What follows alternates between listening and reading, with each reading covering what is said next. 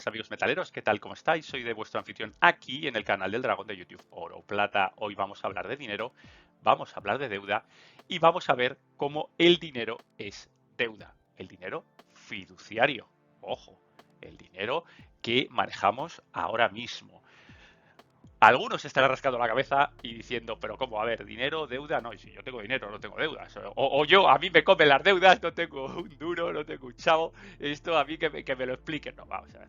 Efectivamente, el dinero es deuda y es una ley de aplicación general para el dinero fiduciario, pues tan importante o de aplicación tan general como la ley de la gravitación universal o la segunda ley de la termodinámica. Esto ocurre siempre. El dinero es deuda, dinero fiduciario. Vamos a ver en este episodio cómo se crea, con un poquito más de detalle. Vamos a ver qué consecuencias tiene esa creación de dinero. Una, evidentemente, es la deuda y la otra, la inflación. Y luego, pues vamos a ver, al final del todo, 14 corolarios para esta ley del dinero es deuda que seguramente os van a sorprender, que en alguno de ellos seguro que no habíais caído. Acompañadme, vamos a verlo. El episodio viene, o por lo menos la idea estructural de este episodio, bueno, pues viene de un comentario de Twitter de Daniel Lacalle, muchos lo conocéis, economista español de bastante prestigio, que saca del cajón, tira de hemeroteca, un tuit antiguo, bastante antiguo, de 16 de septiembre de 2019, ahí lo veis, de Fernanda Vallejos. Fernanda Vallejos es una diputada argentina peronista y que también estuvo trabajando, también es economista y estuvo trabajando en el Banco Central Argentino. Y Fernanda, pues lo que hace es parafrasear a Eduardo Garzón, economista, profesor de economía de la Universidad Autónoma de Madrid y además hermano de ministro Garzón en España. Bueno, pues vamos a leer con un poquito de cuidado qué es lo que nos dice Eduardo Garzón. Dice, un Estado como Argentina que crea la moneda que se utiliza en su economía no está limitado en términos financieros de ninguna forma. Todos los pesos que se quieran crear se pueden crear. Bien, bueno, esto es esencialmente cierto. Argentina como país soberano y tiene control sobre la emisión de su moneda, de su dinero fiduciario, puede emitir tanto dinero fiduciario como quiera, no tiene ninguna limitación de ningún tipo. Por ejemplo, en contraposición a España, que evidentemente España depende de una política común europea de emisión de moneda por parte del Banco Central Europeo y no puede emitir por sí misma más euros. Antiguamente, cuando estaban las pesetas, sí podía hacerlo, ahora no puede hacerlo. Bueno, de momento, sí. Seguimos con el siguiente tuit. Un Estado soberano en términos monetarios no necesita pedir dinero prestado porque lo puede crear. Esa restricción financiera es el pilar por el que ataca la academia convencional. Hacernos creer que no hay suficientes recursos financieros para cualquier tipo de política pública. Bueno, esta afirmación es tan errónea, es tan malintencionada para el público que no entiende de economía, que es, bueno, puedo decir, sorprendente que se atreva a decir. O sea, ya no es un tema político o un tema económico, es un tema de falta de vergüenza. ¿Por qué digo esto? Bueno, un Estado soberano en términos monetarios no necesita pedir dinero prestado porque lo puede crear. Eso es esencialmente mentira. ¿Por qué? Porque efectivamente puede crear el dinero, pero lo pide siempre prestado a la deuda pública. Es decir, dinero se emite, se crea y en contraposición se crea la misma cantidad de deuda nacional. ¿De acuerdo? Con lo cual todo lo que dice después es esencialmente incierto.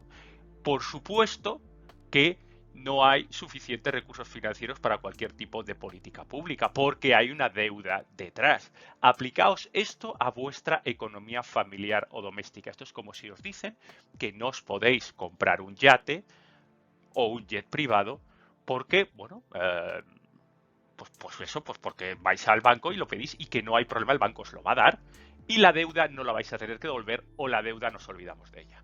Eso no ocurre.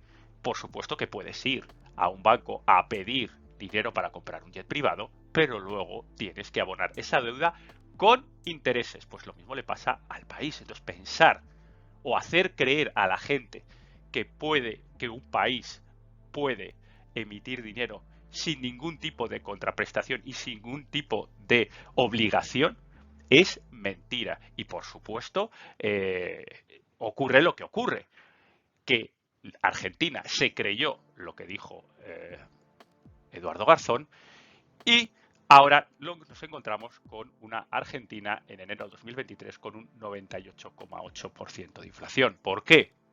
Porque los dos reversos tenebrosos de la creación de dinero fiat indiscriminado son la deuda, por un lado, que acabamos de hablar con ella, y por supuesto, al haber mucho más dinero circulando, la inflación, que crece de una manera proporcional o razonablemente proporcional.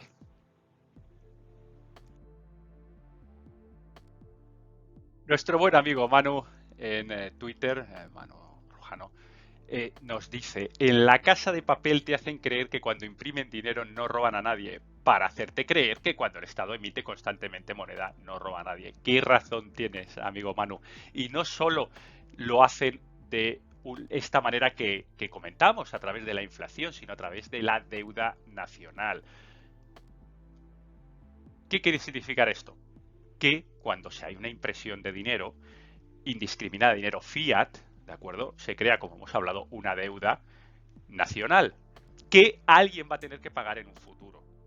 Es decir, se hipoteca el futuro. Pero además, a la misma vez, si esa impresión es indiscriminada y mucho más allá de considerar cualquier tipo de velocidad de circulación de dinero, de crecimiento, de expansión, etcétera, porque como para todo hay límites, evidentemente se necesita imprimir dinero.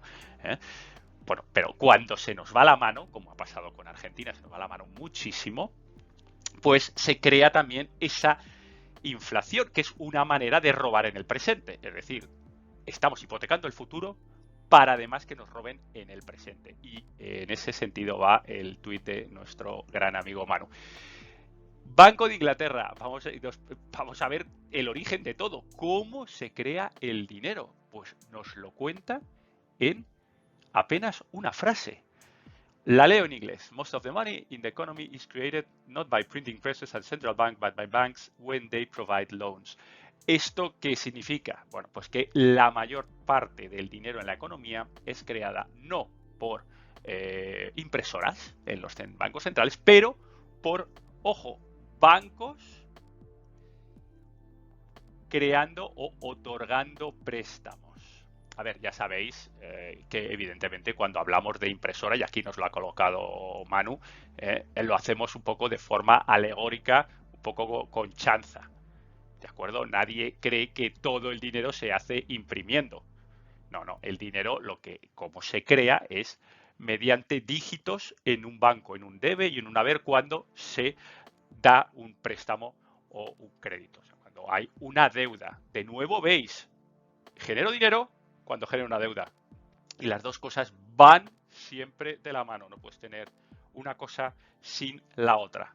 ¿De acuerdo? Y también fijaos que son los responsables los bancos públicos, como puede ser los bancos centrales, ¿de acuerdo? Bancos que sirven a un país, un banco central, y los bancos comerciales, bancos privados, que sirven a entidades y personas privadas en un país. Es decir, hay dos versiones, dos áreas de creación de dinero fiduciario, vamos a llamarlo muy entre comillas público, y que se genera a través del Banco Central, y luego una generación de dinero fiduciario, vamos también a ponerlo entre comillas, privado, que se genera a través de créditos a particulares y empresas.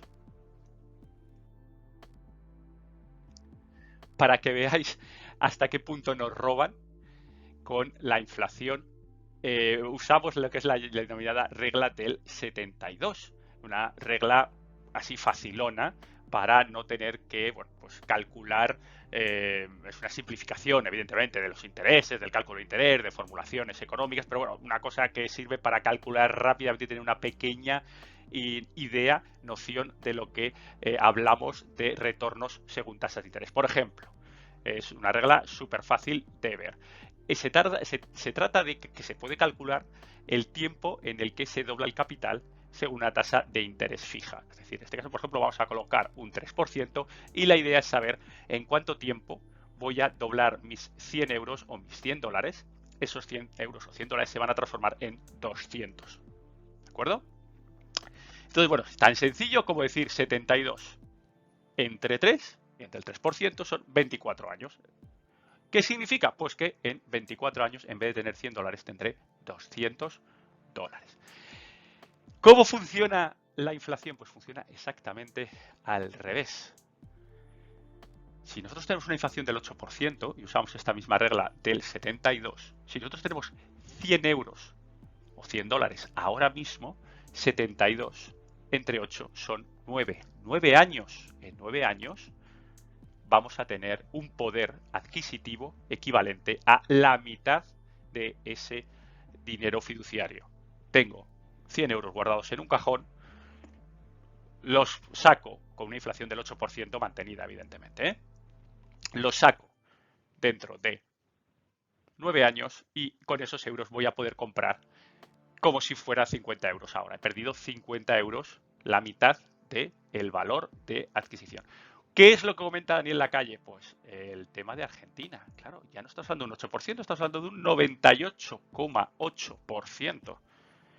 Haciendo la misma cuenta, nos da que 0,78 años, unos 9 meses, el peso se ha degradado, se degrada a una velocidad de prácticamente la mitad, pérdida de mitad de su valor adquisitivo en 9 meses.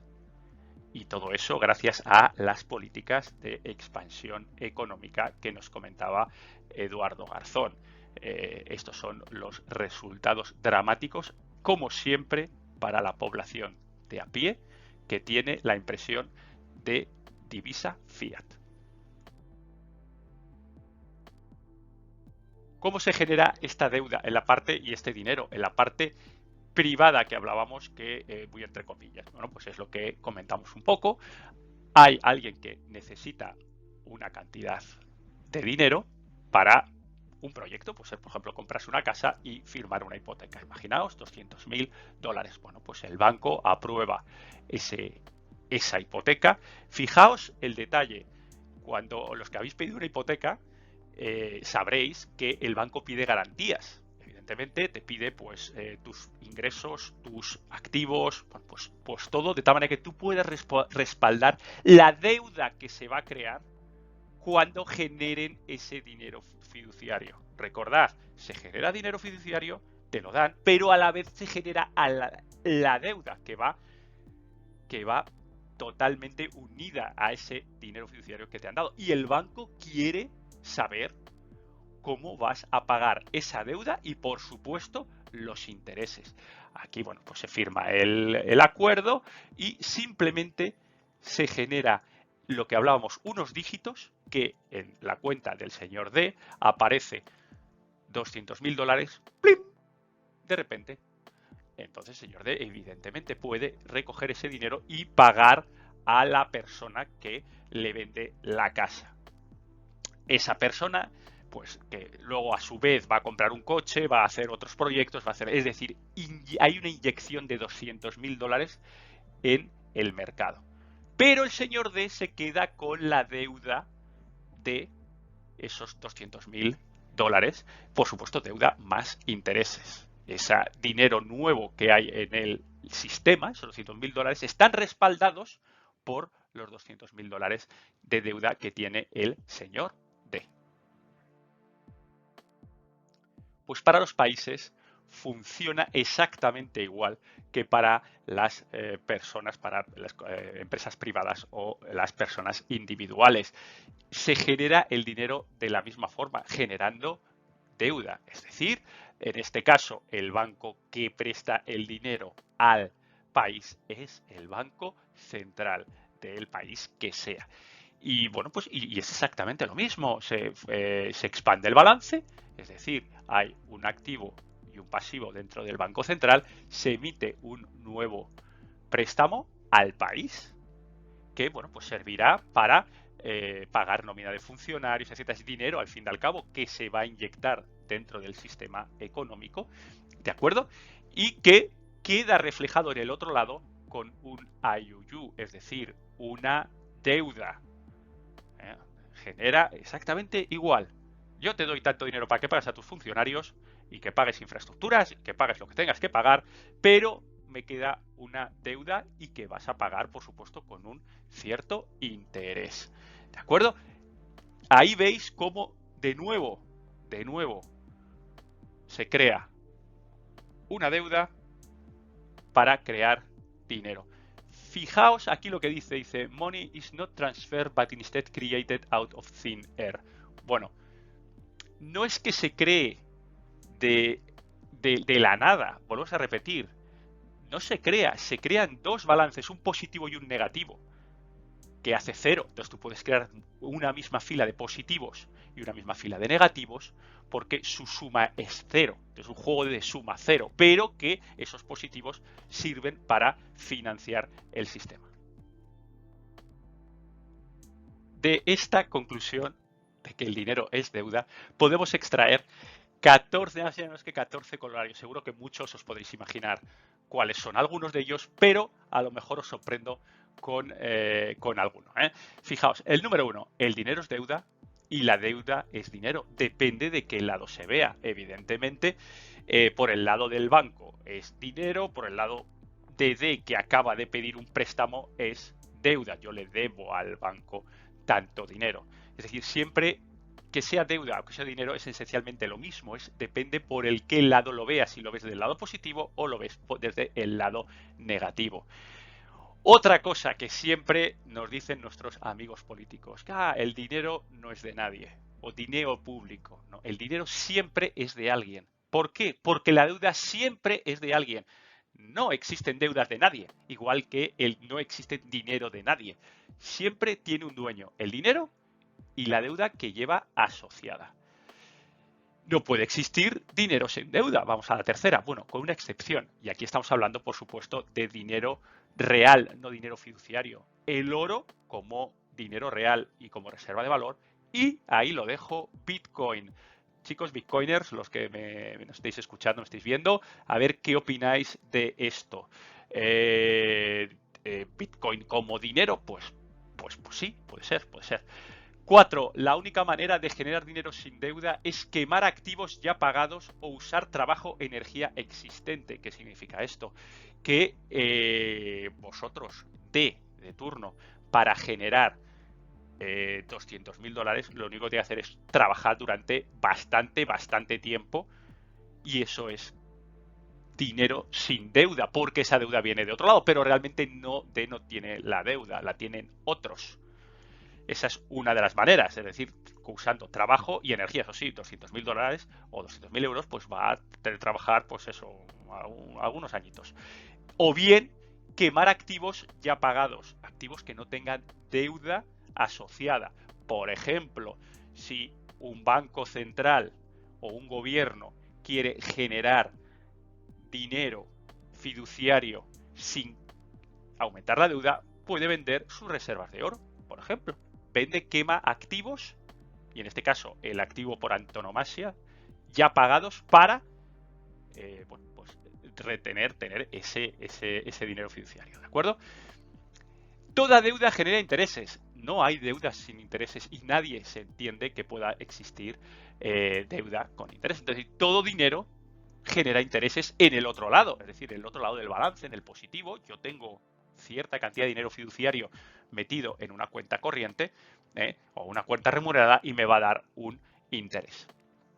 Evidentemente con una excepción, porque esto no son dinero fiduciario. El oro y el Bitcoin no tienen interés porque es dinero en sí mismo. Por supuesto, y la primera consecuencia de esto es que se necesita generar más dinero para pagar esa deuda. Fijaos que aquí hay una trampa la más de curiosa. Se crea el dinero y se crea la deuda, se crea una deuda más intereses. Es decir, se necesita crear más dinero para pagar esa deuda generando más deuda todavía. O sea, claro, los intereses tienen que salir de algún lado. Ese dinero tiene que salir de un lado. Es decir, tienes un positivo, un negativo, más otro poquito negativo. Pues tienes que siempre ir aumentando esa emisión de dinero. Lo que hemos comentado, la generación de dinero por parte de un país no es gratis. Tiene deuda asociada. Las deudas se cancelan siempre. Siempre hay que pagar. Porque si no, llevamos emitiendo dinero y deuda y nadie paga ni una cosa, o sea, nadie paga la deuda, el dinero y la deuda no se autodestruyen mutuamente. Es decir, el dinero sale del sistema cuando se termina de pagar una deuda. ¿Sí? Cuando termine de pagar la hipoteca, pues entonces ese dinero sale totalmente del sistema. Y siempre alguien tendrá que hacerlo, que no vas a ser tú, o sí, o a lo mejor lo serán tus hijos o tus nietos en el caso de que sea una deuda país gigantesca, o bien seré yo si tengo que pagar mi deuda en el banco de mi hipoteca. Si es vía estatal, ya sabéis, vía impuestos. ¿Cómo se paga? ¿Cómo se devuelve? Pues vía estatal, la única manera de hacerlo es vía impuestos. Y si la deuda crece, los impuestos crecen porque, recordamos, hay que pagar. Hay que pagar. Y si la deuda crece, hay que pagar más. Y para pagar más, hay que gravar más a personas y a empresas. Ahí lo tenéis, sobre todo porque son ingresos externos a la deuda. Esos son el ingreso. Los impuestos son el sueldo de los estados, si lo queréis ver así de una manera, de nuevo, muy simplista, pero para que nos entendamos. Y por supuesto, si es personal, lo mismo, vía ingresos del trabajo o rentas, es decir, ingresos externos a esa deuda, que ya podemos ser nosotros, nuestros hijos o nuestros nietos, como decíamos, dependiendo del volumen, del tamaño de esa deuda. Más dinero en el sistema significa más deuda en el sistema. Y por supuesto, como hemos comentado, más impuestos futuros.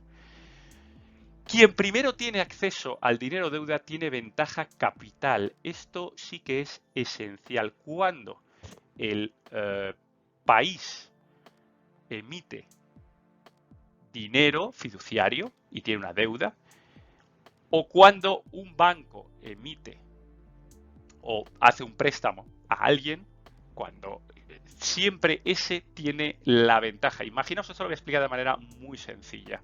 Imaginaos un sistema cerrado económico donde hay 10 personas que hay 100 unidades monetarias y que al principio pues eso, se da 10 unidades monetarias a cada persona. Bueno, pues ahí hay cambios varios, se compra uno, el otro vende, cada uno emprende y al final evidentemente pues los hay más listos, los hay menos listos y unos terminan con muchas más monedas o unidades monetarias de esas 10 y otros con menos. Ahora bien, si yo introduzco dinero de fuera en ese sistema, el que tiene la ventaja es el primero que lo recibe. ¿Por qué? Porque es dinero fresco que entra en el sistema a precio reciente, porque los precios no se empiezan a incrementar hasta que no haya una transacción. Entonces imaginaos que de estas personas a uno de ellos elijo y le doy 100 a él solo, pues compra a todos los demás. Cuando quiere llegar la onda del dinero al otro lado, pues claro, la inflación ya se lo ha comido y al pobre que está al final del camino o al final de la pirámide, pues es el que sufre. Adivinad, en el caso de nuestro sistema económico, ¿quién está al final del camino? Sí, efectivamente, las personas individuales, los trabajadores. Desde luego no los grandísimos fondos de inversión, que suelen ser los primeros que reciben este acceso para tener el dinero deuda que necesitan. La deuda en sí no es mala, y efectivamente, igual que el dinero en sí no es malo. ¿Por qué? Porque nos permite hacer cosas que no podríamos hacer sin deuda. Te permite crear, te permite emprender, te permite, bueno, pues expandir cuando pagando un pequeño precio, que es el interés, pero esa opción la tienes. Si no tienes dinero, no tienes deuda, esa posibilidad de crecer, evidentemente, no existe. Lo que dictamina lo bueno o lo malo que es la deuda es el uso que se le da al dinero asociado. Que esto, hablando del 10, claro, no es malo, pues puede ser muy bueno si el uso es un uso con cabeza y es un uso pues bueno, que te va a dar una serie de frutos. El malgastar, y esto sirve para las dos cosas, para dinero público y para dinero privado. El malgastar el dinero público, igual que el malgastar el dinero privado en yates y señoritas de compañía, pues conlleva que la deuda pues se apile, porque realmente no vas a generar más con ese dinero malgastándolo. Con lo cual, pues ahí está. Si alguien te da dinero, es decir, sin trabajo y energía asociado, te da deuda tuya o de alguien. Ojo, y seguramente con intereses. Nadie, todo el mundo lo hemos escuchado desde siempre, nadie te da duros a 4 pesetas, nadie te da dinero sin condiciones. Es decir, si no has trabajado o si no hay una energía asociada, te está dando también la deuda. Yo te doy 5 euros, te lo pongo encima de la mano, pero eso sí, dentro del año que viene o dentro de 2 me vas a dar 6. Es decir, esa deuda será tuya o de alguien. Y el concepto dinero-deuda tiene una relación crítica con la energía que me gustaría, ya os lo he dicho en algún otro episodio, explorar con detalle en un futuro en el canal del Dragón. Por supuesto, más deuda, más dinero, más inflación. Chicos, hasta aquí este episodio, El dinero es deuda. Hay un documental absolutamente fenomenal canadiense en dibujitos animados, que os lo dejo en comentarios, que si tenéis hijos, familia, bueno, alguien que a lo mejor esto les suena un poco raro de hablar de macroeconomía, de bancos centrales, simplemente le ponéis la serie, que son varios episodios, un documental de unos 45 minutos, 50, son varios episodios, a veces están cortados, está en YouTube. En YouTube son episodios cortos de 8 y creo que en otra versión, pues eso, de unos 45, que es absolutamente brutal ese documental, totalmente recomendado, que básicamente dice lo que estamos comentando aquí. Si os ha gustado, le dais un like. Si no os ha gustado, le dais un like. Y bueno, pues ya sabéis, este episodio saldrá en un futuro en Google Podcast y en Spotify.